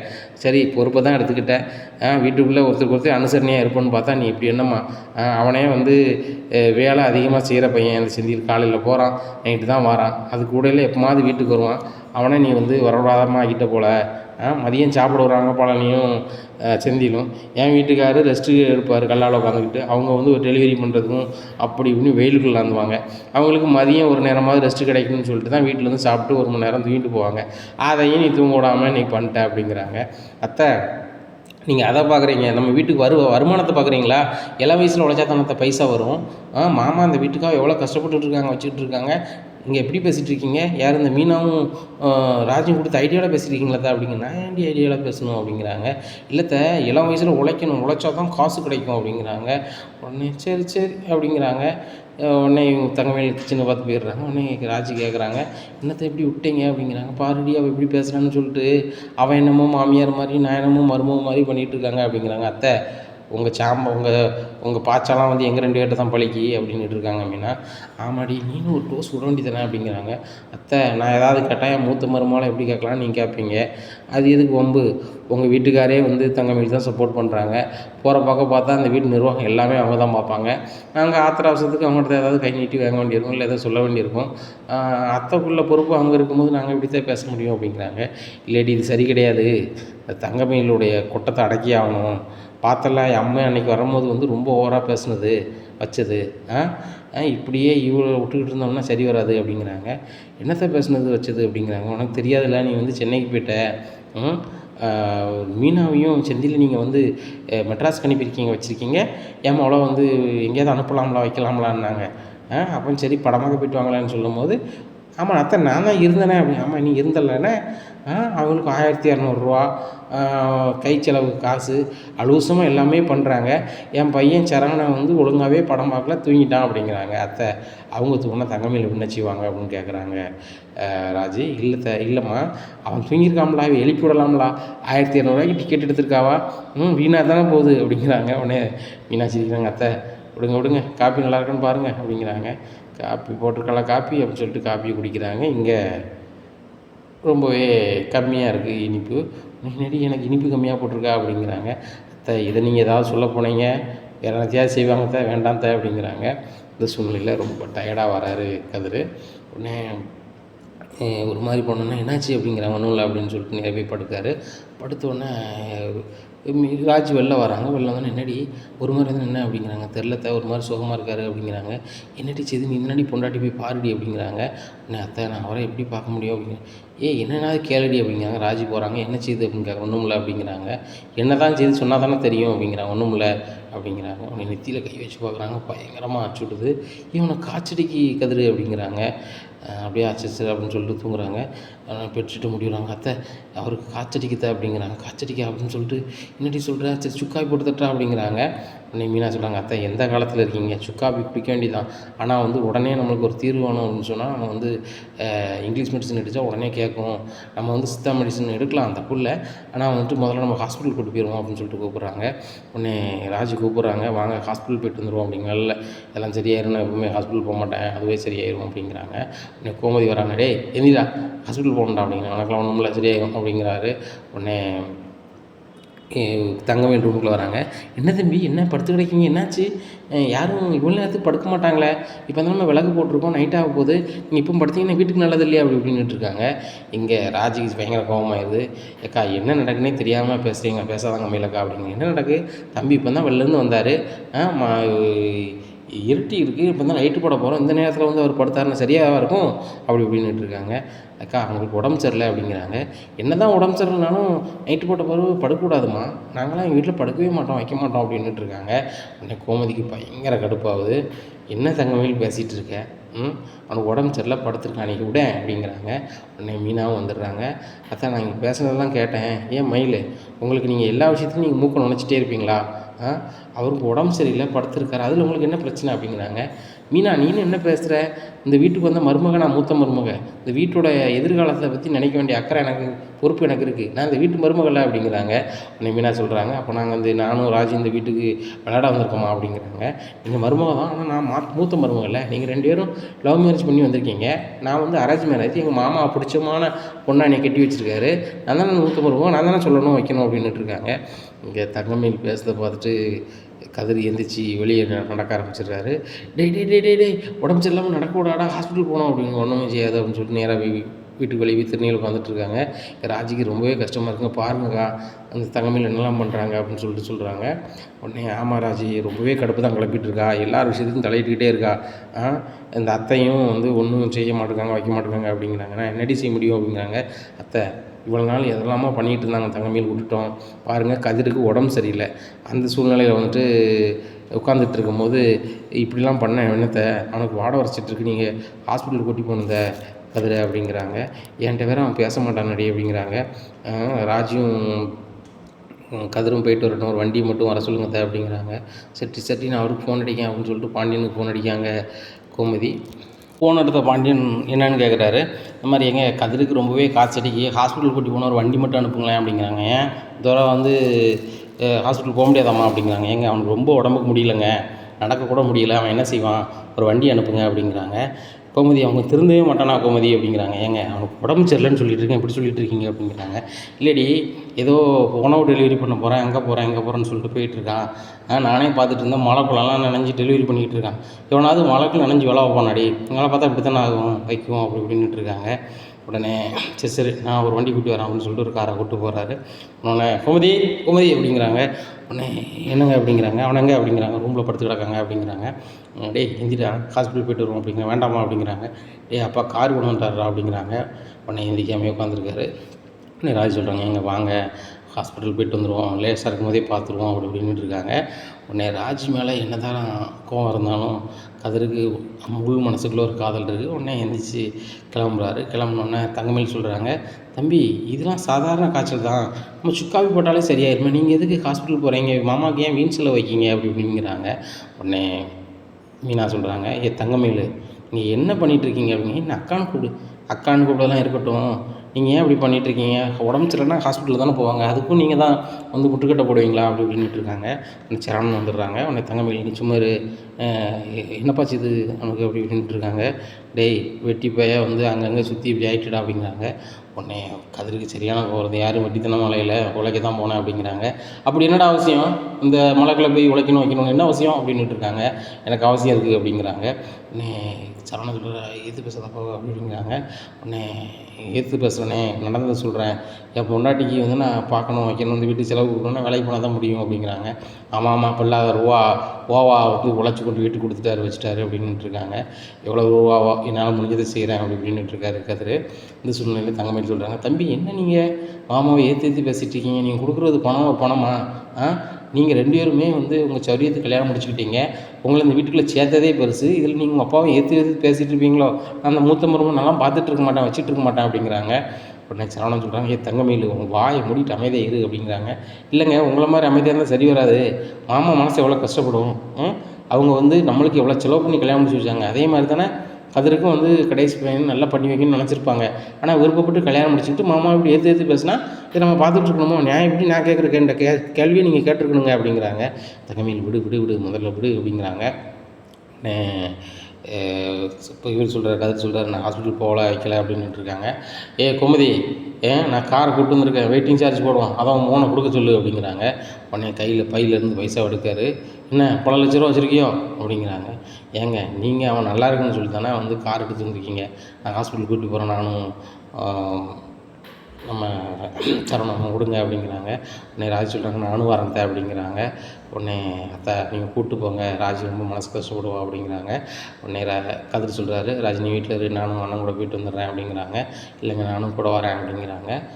ராஜ் நம்ம மேலே இவ்வளோ பாசம் வச்சுருக்காளா அப்படின்னு சொல்லிட்டு ரொம்பவே சந்தோஷப்படுறாரு மனசுக்குள்ள கதிர். இந்த சூழ்நிலை ராஜுக்கு ரொம்பவே மனசு கஷ்டமாக இருக்குது. வேறு எதுவும் உடம்புல பிரச்சனையான்னு தெரியலையே, நம்மளை காப்பாற்றுறதுக்கு அவர் மழையும் வெயிலும் பார்க்காம நம்மளுக்காக உழைக்காரு, நம்ம இவருக்கு ஒரு ஹெல்ப் கூட பண்ண முடியலையே, நான் டியூஷன் எடுத்தாவது இவருக்கு சப்போர்ட்டாக இருக்கலாம்னு பார்த்தா தங்கமயில் அக்கா வேறு வந்து எடுக்கக்கூடாது வைக்கக்கூடாதுன்னு மாமாட்ட சொல்லி எடுக்கக்கூடாமல் வேறு ஆகிட்டாங்களான்னு சொல்லிட்டு ரொம்பவே மனசுக்குள்ளே ஃபீல் பண்ணுறாங்க. நேராக ஹாஸ்பிட்டல் கூட்டிகிட்டு போகிறாங்க. ஹாஸ்பிட்டல் கூப்பிட்டு போனால் டாக்டர் செக் பண்ணி பார்த்துட்டு சொல்கிறாரு, ஃபீவர் வந்து ஹெவியாக இருக்குது, சரியா இது வைரஸ் ஃபீவர், இன்னும் வந்து இவர் வந்து கண்டிப்பாக 1 வாரம் ரெஸ்ட் எடுத்தால் முடியும், நல்லா ரெஸ்ட் எடுக்கணும் அப்படி இப்படிங்கிறாங்க.